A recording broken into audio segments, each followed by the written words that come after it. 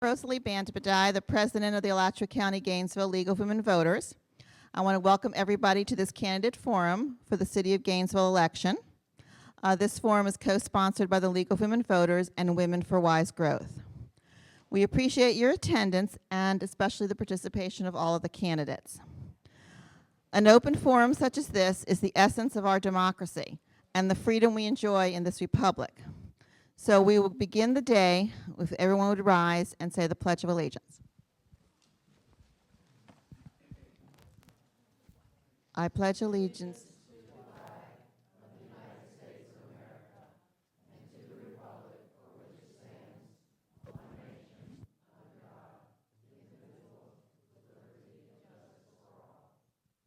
Thank you. This forum is being audio recorded by TDC Entertainment and will be available for citizens to hear on our website, and hopefully within the next 2 weeks we'll get that up, and also on some of the local radio stations later this month. The moderator for each panel will explain the rules of the forum that were sent to each participant. These are the standard rules for all League of Women Voter forums. The questions have been written by members of the League and Women for Wise Growth. We will take written audience questions and ask them as time allows. Our League member over here, Reba, will have some 3x5 cards and some pens. When you finish with your question, just raise it in the air. She'll come back and get it. Whether or not we have time to use those questions or if they're duplicating close to one that we're already asking, that will depend on whether we asked it or not. We're on a tight time frame, so that's totally at the discretion of the League members. I just want to make a reminder that tomorrow, February 14th, is the last day to register to vote in the city election. And we have some information out on the League table in the hallway, so hopefully you can stop and see it there. A final thank you to the Alachua County Library District, and in particular the personnel at the Millhopper branch. It's always a pleasure to partner with them to serve the public. And with these short announcements, we'll turn it over to our moderator, Kathleen McKee, who will talk about the rules. Thank you, Rosalie. My name is Kathleen McKee, and I'm with the League of Women Voters, and I will be the moderator for the Gainesville City Commission District 2 race. There are 4 candidates for the Gainesville City Commission District 2, Todd Chase, James Ingle, Robert Krames, and Lauren Poe. Welcome, candidates, and thank you for joining us today. District 2 covers approximately the northwestern part of the city, north of Northwest 16th Avenue and west of Northwest 13th Street. Only those voters living within that district can vote in this race. So the format of the forum will be as follows. Each candidate has 2 minutes for their opening statement, and following the opening statements, I will read questions prepared by the League of Women Voters and the Women for Wise Growth. Each candidate will have 1.5 minutes to answer. I will rotate the order in which candidates will answer the questions. If time permits, we will take questions from the audience. At approximately 2:25, we will move to make the closing statement, and each candidate will have 1 minute for their closing statement. We have volunteer timers in the front row, and I've already explained to the candidates how that works, but please keep your eye on the timers, and they will indicate when you have 30 seconds, 10 seconds, or when your time is up. And when your time is up, they will ring the bell. Oh, okay. So when your time is up, they will flash a red time up.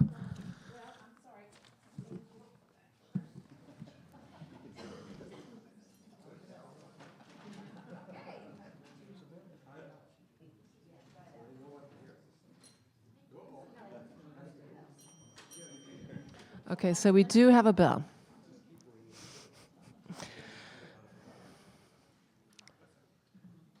Okay. We are going to now begin with the opening statements, and we are going to begin with Mr. Chase, if Mr. Chase is ready. Test. Wow. Okay. Don't start time yet. Okay. Thank you. I've been campaigning now for about 4 months and walking the neighborhoods of District 2, and what I've learned is that people are worried. They're worried and they're not really satisfied with the current direction of the city. The retired folks I talk to, like my mom who's sitting right there, they're nervous. They're nervous about the lives that they've planned on a fixed income. They've got fixed incomes, they have pensions, they have other benefits from states and federal and other things that are getting hit. and now they're getting hit also locally with different taxes and fees, and they're decreasing the amount of money they have to live on. So that's a concern. I was concerned when we passed the fire assessment fee. I think it's an example of this. People like Mary and I, who's right there, my family, there's my 3 kids there, and we're working hard. We're raising our families, and we're adjusting to an economic condition that we've never seen in our adult lives. Okay, we have concerns. My friends and the people I talk to have concerns over the commission and the government that fails to prioritize for essential services, and a government that's afraid to look at unconventional ways of looking at all the issues that we face. We have to have somebody who look at these things in a new prism. The young people here, like my kids, 3 of them, 2 13-year-olds and an 11-year-old, you know, they love this town. They may end up at Santa Fe or UF one day. And beyond that, the opportunities are limited here in Gainesville. The city's talking about a innovation economy, but I've lived the innovation economy. Mary remembers about 11 years ago, I was driving back and forth here from Jacksonville to Gainesville, no money, paying COBRA insurance rates, starting a company with 2 UF professors with a new thing called Bluetooth.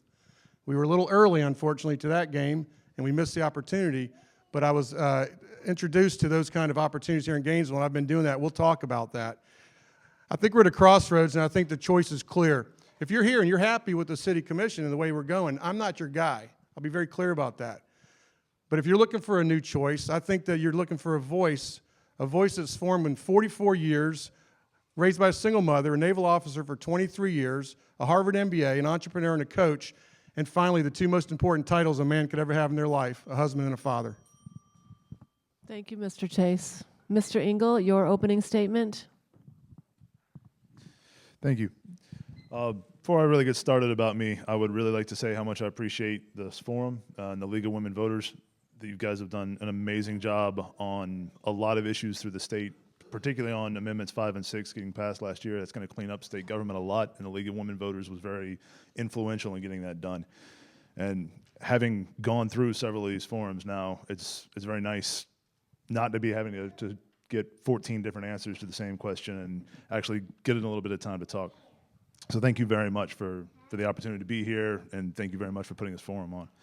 My name is James Ingle, and I think the biggest problem we have in this town is a lack of decent paying, good jobs. I mean, every problem we have is either caused or complicated because it is very hard to earn a living here. Gainesville's a great town, and I love living here, but it is a hard place to earn a living. And while there's been a focus on job creation here, and in fact, we've got one of the lowest unemployment rates in the state, the jobs that we've gotten are not the type of jobs you can build a family with, that you can plan a future with, that you can settle down and build a house. It's not the type of jobs that are sustainable for a community. And I think we really need to change the focus of the city from job creation to good job creation. And I don't think it would be that difficult. I think there's some very simple steps we can take as a city to do that.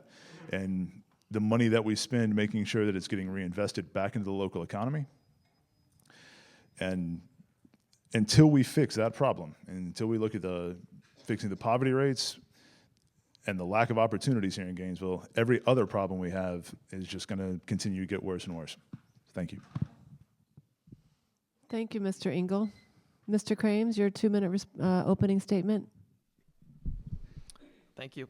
And I want to thank the League of Women Voters for having this event. And I remember from 2009 when I ran for City Commission, you guys had some of the best questions of any of the forums. They were really great at revealing people's philosophy towards government rather than just asking about really specific questions. And I think that that's more important to help voters make the best decisions. So I thank you guys for that. And my name's Robert Krames. I've lived in the Gainesville area for over 20 years. I'm a proud father of 2, and I've been happily married for the last 6 years. I work in web design and marketing for a local business named Smart Media. I come from an entrepreneurial family that started a business here about 20 years ago, and it's still going strong, successful Gainesville-based business. And I want to bring lower taxes to Gainesville and GRU bills. And I want to do that by reducing non-essential spending. I want to see more diverse private sector jobs for Gainesville. And I want to see a focused return back to core services. And I don't really think it takes a lot of creativity to achieve those things. I think that what government needs to do right now is identify those core services, focus on those, and reduce other areas of spending. Thank you. Thank you, Mr. Krames. Mr. Poe? Thank you, and I too would like to thank the League for having us today. My name is Lauren Poe, and if you vote for me to continue as your District 2 Commissioner, I will work for Gainesville to continue to help grow our economy and create a diversity of high-quality jobs. I will continue to build our community to protect our quality of life, and I will continue to protect our neighborhoods and protect our families. I've helped to grow our economy and create jobs by, first of all, fighting for the lowest property tax rate in 3 decades. I've also supported our competitive advantage in the innovation economy, and am a strong supporter of the Chamber of Commerce's Innovation Gainesville. I've also championed the creation of a small business loan program and a seed fund to help nurture our homegrown innovators where we do have a competitive advantage. I've helped to build our community by increasing funding for neighborhood roads and infrastructure by 50% in the last budget cycle. I've pushed for better codes enforcement and law enforcement, leading to a 16% drop in the crime rate last year. And I've also supported what I consider to be core services as well, parks and recreation, by improvements to West Side Park, Green Tree Park, and Possum Creek Park. Finally, I've fought to protect our neighborhoods and our families.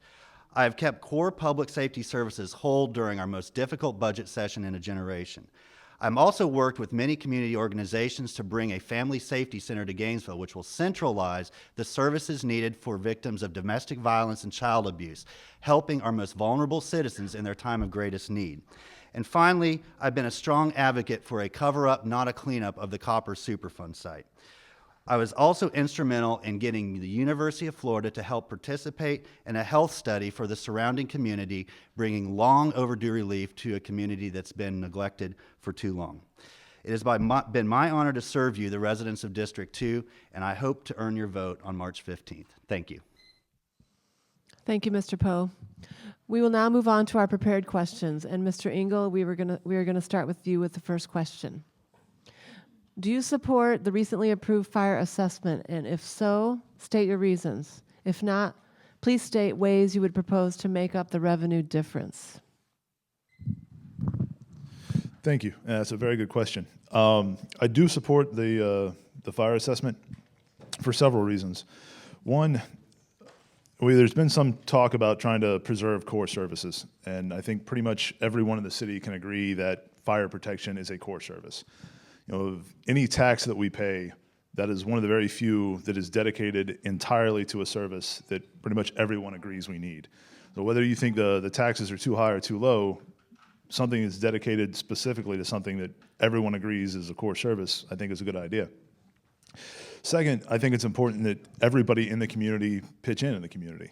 I don't think that nonprofits and churches necessarily need to pay the same sales tax or the same property tax that everyone else pays, because they do a good service in the community, but I think it's fair that they pay something. So I think the fire assessment fee, bringing everybody into the fold so that everybody's paying a fair share and being dedicated to a service that we all agree is something that needs to be done, I think is a good way to handle that situation. Thank you.